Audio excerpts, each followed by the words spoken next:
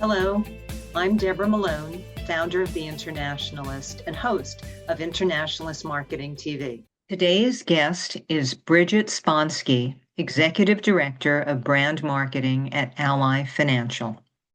Bridget, what a pleasure to welcome you to the show again. And this time we actually have a wonderful reason because you've been named one of our Internationalists of the Year. And this is a great way to catch up on everything that you're doing and how you're inspiring everyone. So welcome to the show. Thank you, Deborah. I appreciate it. And I'm really excited that we get to talk again. Yeah, no, and we have a lot to talk about because I really do believe that your work is inspiring to marketers worldwide. And let's run through that because we've got a lot to cover because you're doing so much. But let's start with some fundamentals. You've emphasized that Ally's ethos is about deeds over words. How do you make sure that comes through consistently in every initiative? I would tell you that our ethos is just really part of our core. And when your core is strong, everything else performs the way that it's supposed to. And our do it right mantra really reflects our commitment to be a true ally. And when we built the Ally brand, it was never about us. It was always about the customer. And we established ourselves as a different kind of financial services company, really dedicated to solving pain points that other banks were ignoring. And we did that by putting the customer at the center of every single thing that we did. So when every decision you make is about the customer, it holds you accountable to deliver on your promises. And so we look at every investment with a lens that, what can we impact? And what impact can we make in the short term and in the long term, both inside and outside of Ally? No, that's a good point. And I know that that is essential to marketing, thinking about the customer first, but it is amazing how many people forget that lesson. And I think that one of the things that you talk about a lot is that you were born with purpose during the financial crisis. And as you just said, you've been trying as a financial institution to kind of solve people's pain points. But it's got to be tough keeping that sense of purpose evolving so it doesn't feel static. Do you find that, or is it just easy when it's your ethos? I think when we were built on purpose, we were built on purpose, and that purpose was really to be a better bank. And when we launched Ally in 2009, it was in the middle of the worst economic downturn since the Great Depression. So consumers were scared. I mean, they were angry.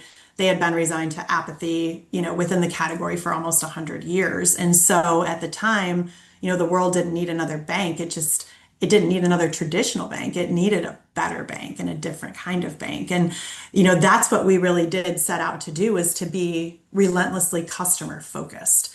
And that purpose prioritized the customer over everything else. So every single thing that we do, every decision we make is 100% customer centric. And actually, a fun story I like to tell is that when we were in the throes of launching Ally in 2008, 2009, we literally sat in a room and we named everything that we all despised about banking. And we didn't do that as marketers or as bankers. We did that as humans and as customers. And we vowed never to do those things. That was our promise. And these were the deeds, or the reasons to believe in our purpose. And I think because of our strong core and our deep rooted values, we have been a brand that has been a first mover on things that we know we will have a lasting impact on, whether that's people or society as a whole.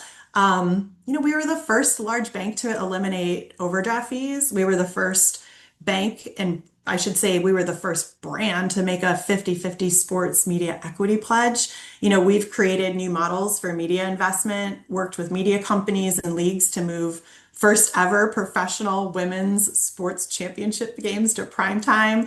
All of that, so for us, I think it's more about an evolution of what needs to be disrupted.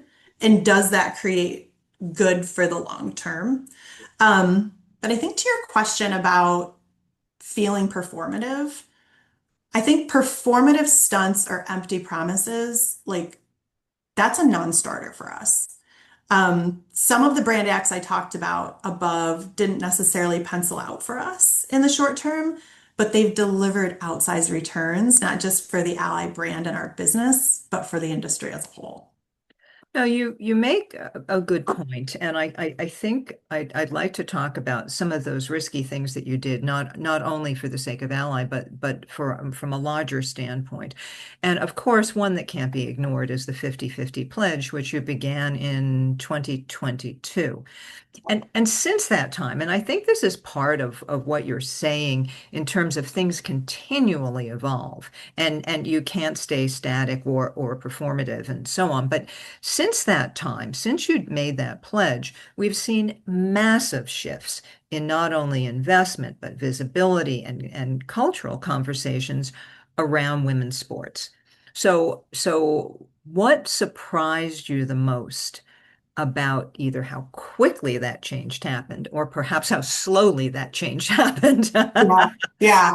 No, it's crazy. I mean, if you think about the women's game, the talent has always been there. The game has always been tremendous. It's just that they didn't have the coverage that was needed for people to be able to access and watch it and love it. But I think in just those 5 years, the women's sports industry has experienced, I think, unprecedented growth. But what's really noteworthy is just how much the leagues and the athletes and the teams can now command in terms of a price tag. But that's all a result of coverage and accessibility. New media rights deals are being made professionally and in college women's sports, and that's driving more revenue for the leagues. It's driving more pay for the players and growth throughout the entire women's sports ecosystem.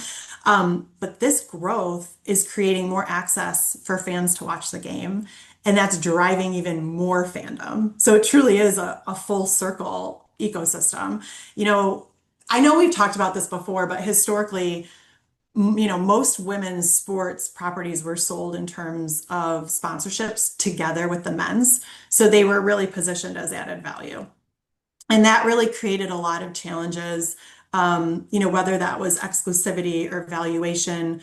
But today, when you look at the WNBA, which we just announced a partnership with earlier this year as a change maker, there is not one metric that isn't growing when it comes to women's professional basketball. And everything from attendance to viewership to merchandise, like I look at the tremendous athletes on the court and on the field, and in just 3 years, we've seen how quickly these female athletes became household names. I think that's another really surprising, aspect to the growth of women's sports.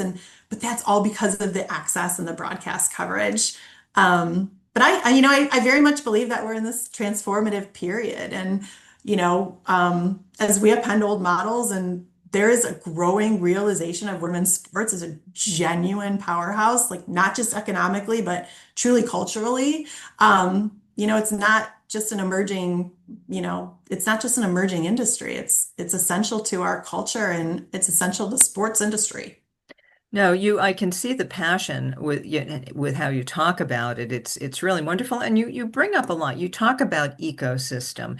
And I know Mhm. you've done a fair amount to almost build on that ecosystem because you've created the Women's Sports Club, which I think feeds into that.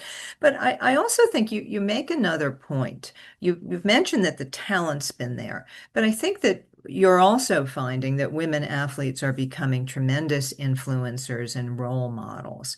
So, are you able to harness some of that dual role in your cultural impact and in creating your brand value?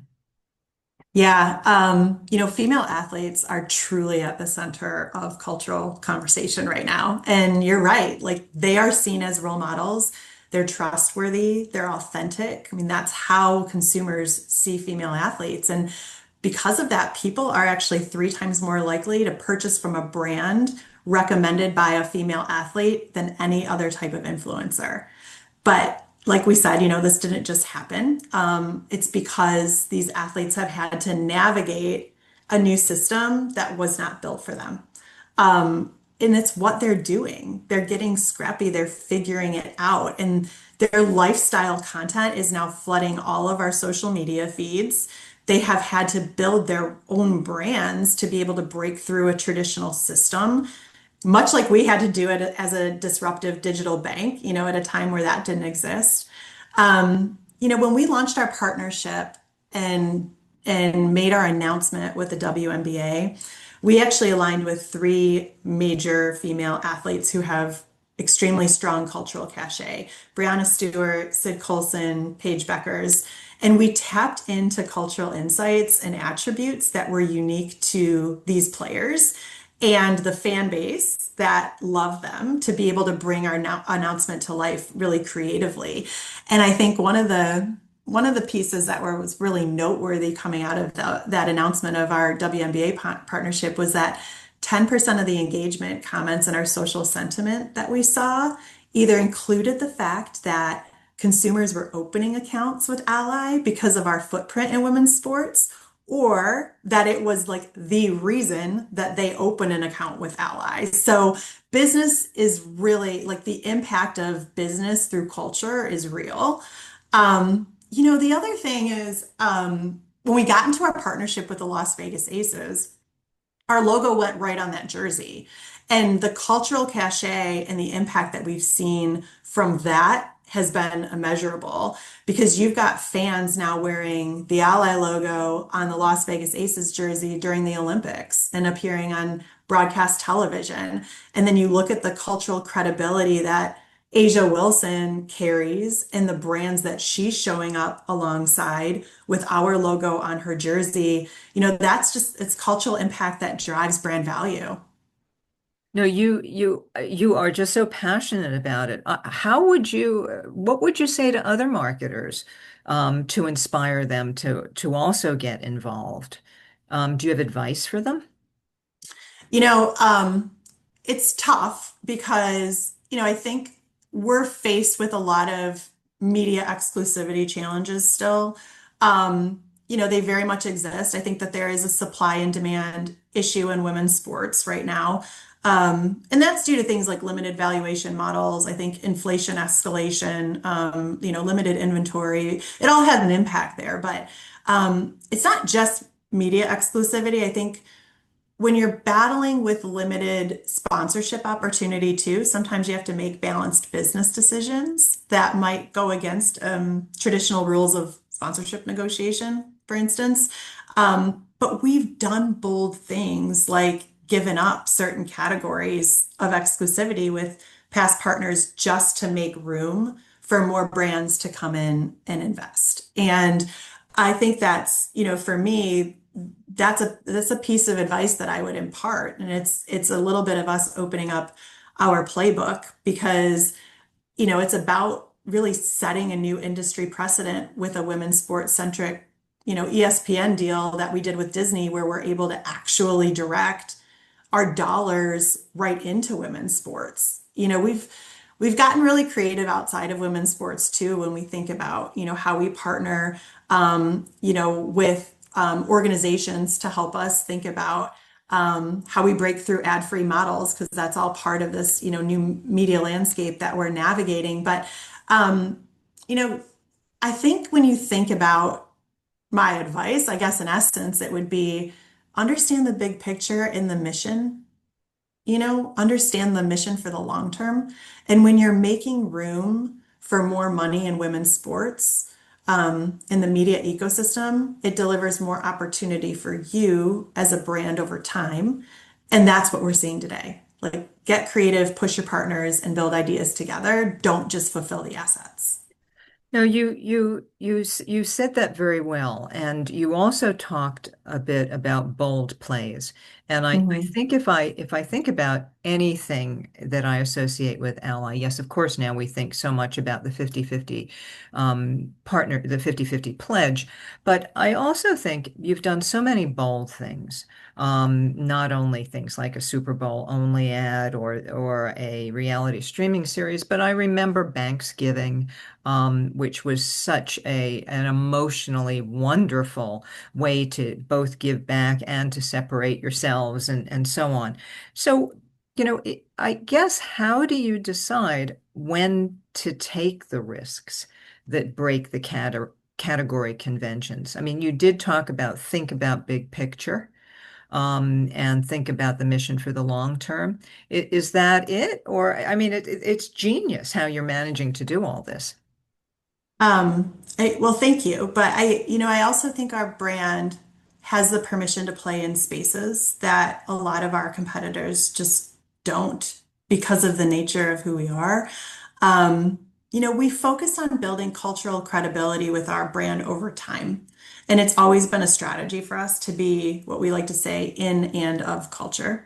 So I don't want to oversimplify the answer by, but I think maybe to start, there has to be an opportunity to actually invest in changing those traditional systems or conventions beyond just dollars.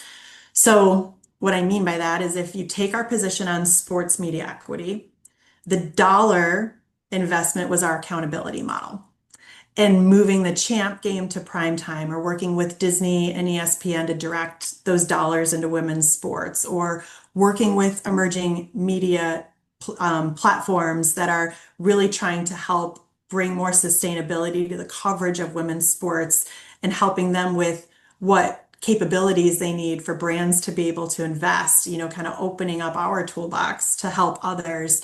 Partnering with the Charlotte Sports Foundation to bring something as incredible as the Ally tip off to life, like that's the real work and that's what's actually enabling the change.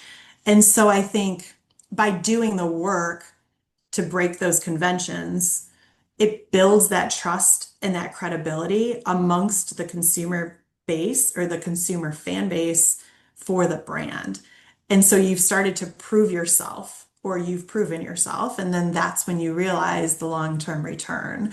So I think one of the best traits that you could possess as a marketer is bravery because marketing has the ability to do so much more than sell products and services. It really does have the ability to change the world. Oh, I love it. I love it. You're fitting right into our marketing makes a world of difference theme. Yeah. Well, no, I think that there's a lot to be said about the trust and again back to our initial conversation that it's really actions or it's not words, it's deeds. Mhm. It's the actions that will prove to people that you are committed and you build their trust. I mean, not that I'm trying to oversimplify it, Yeah. but let's move a little bit to a topic that is on everybody's mind, or at least on everybody in everybody's conversation, and that's AI. I understand that you've been working with it, and you've talked about how you saved both time and money, and kept creativity intact. So how do you balance all that? How do you balance that? The words that we're all using now is efficiency and authenticity when using AI. So do you want to talk a little bit about that? I think you've used it mostly in brand storytelling. Is that right? Yeah, it's funny because it's such a big question because we're all learning AI, right? And I believe that AI is one of the largest tech transformations of our lifetime. It's going to take us time and it's going to take a lot of effort, I think, to integrate it seamlessly into kind of our day-to-day processes. But in my mind, this evolution is no different than the evolution we've gone through with the internet and social media and virtual reality and Google search. It's just the next evolution of tech that's just going to be part of our lives. And so, at Ally, a lot of our effort went into how Ally prepared, our teammates and our colleagues to use AI responsibly. So it was really about, creating the right playbook, educational courses, internal user communities to sort of test and learn. But we're already seeing encouraging numbers of employee adoption around internal use cases. They're really helping us to expedite the work, open capacity for our people to be able to focus more strategic and creatively in terms of the work, which is really helping us drive productivity and growth. But at every step of the process, I think the important thing to remember is that there's a human involved and ensuring that everything that we do is authentic and that our brand voice isn't lost along the way. No, you make a good point. And I think that that is, at least for the time being, Yeah. the best direction that we all can strive for. And, let's hope it only makes things better. Not Totally. to divert, but we did our first awards. We called it AI for Better Marketing. And we just assumed that people would be demonstrating greater scale, greater personalization. But we did find so many cases where people were able to use AI to really do things that were quite emotional, Mhm. and or do things that help the planet. And I won't take the time to go into them now, but some of them were just extraordinary. And it was surprising. It was surprising what humans can do if they channel things with the right voice and add the right guardrails, and they can make a difference. But it's just, terrific to hear that. So you talk a lot about cultural impact.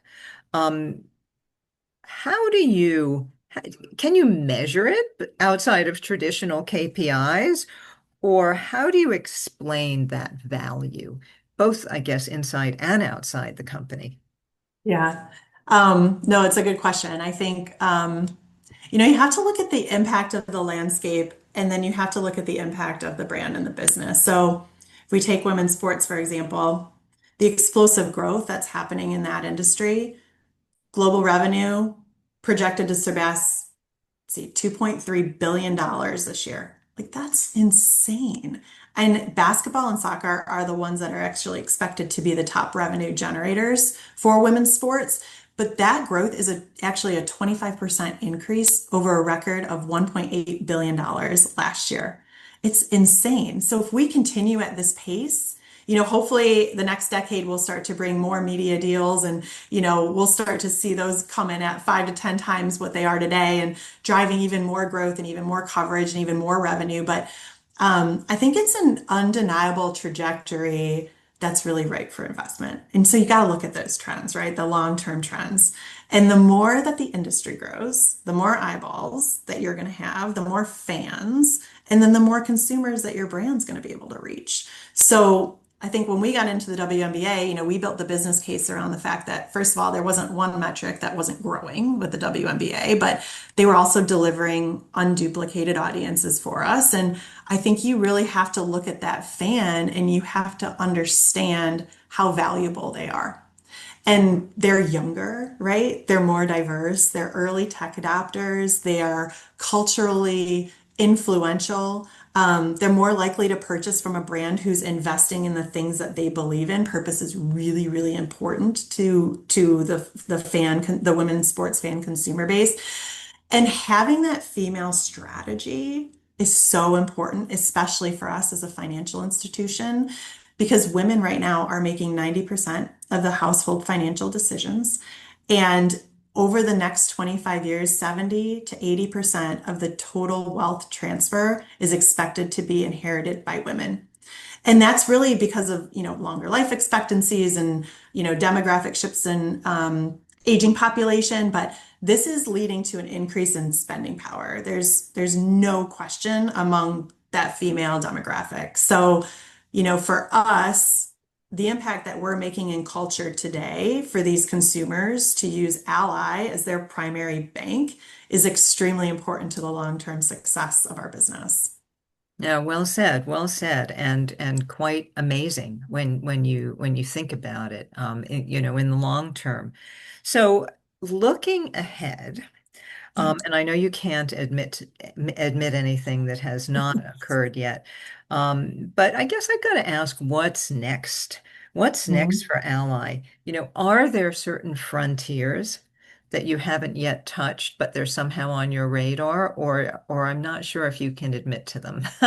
Yeah, for sure. I mean, look, I think we are ready to hit that 50-50 pledge. I'm hopeful that next year will be a big year for that. I mean, that would be before the 5-year commitment, which would be absolutely incredible. And it would be a testament to, kind of opening the doors for all of every brand to kind of join in and grow the ecosystem. But, part of our strategy is really addressing the growth potential and the sustainability of the coverage of women's sports. So when you think about digital media, it's such an important area for us because digital media is and it will continue to be a true growth driver for media equity.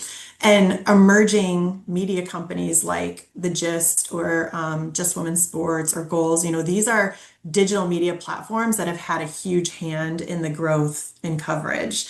In fact, I think the majority of the jump that the industry saw when coverage was going from 4% and then it hit, 15% about a year ago, that was a lot in part because of these emerging media companies.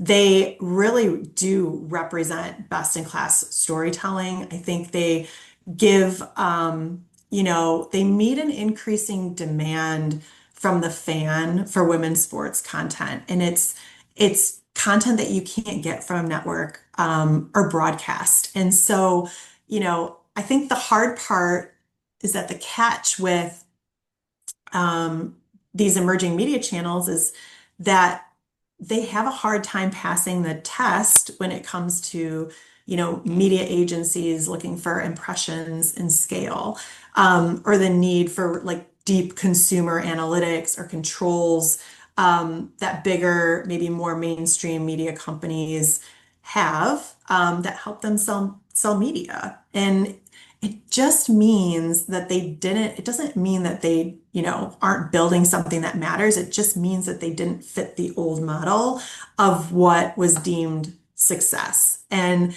this system wasn't built for them. And so they're trying to navigate these old conventions while they're working to build something that actually works for women's sports. So, what we're trying to do is focus in on helping various partners with education and resources where we can, leveraging our toolbox to help them break through the digital inequities that we're all experiencing, helping with partnership evaluation strategies, leveraging our research and measurement expertise to help them build stronger media platforms, media performance management.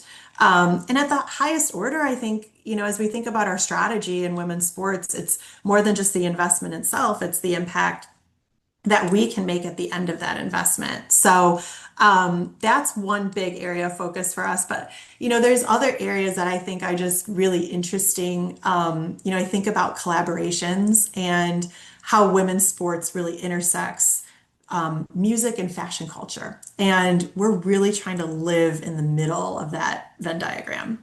And I find this space just super interesting. I think there's so much potential to do some really cool things that can help us build more cultural cachet and monetize our brand through unique, merchandising strategies and whatnot. But that just seems like a very unique, sort of culturally fueled area that I think we're starting to scratch the surface on.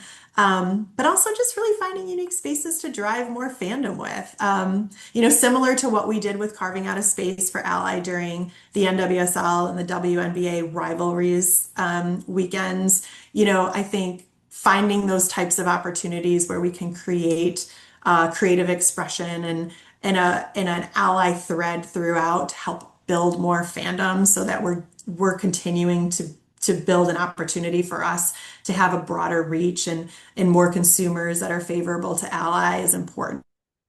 No, you make a good point. I love your collaboration about music and fashion, and there could Mhm. be everything from food and health, and Yep. that's a big place to, a big space to play in, and could be quite fascinating. Well, I think we're down to the last question, but I think you've answered it about three times already. And I'll just say that many marketers struggle with keeping purpose relevant.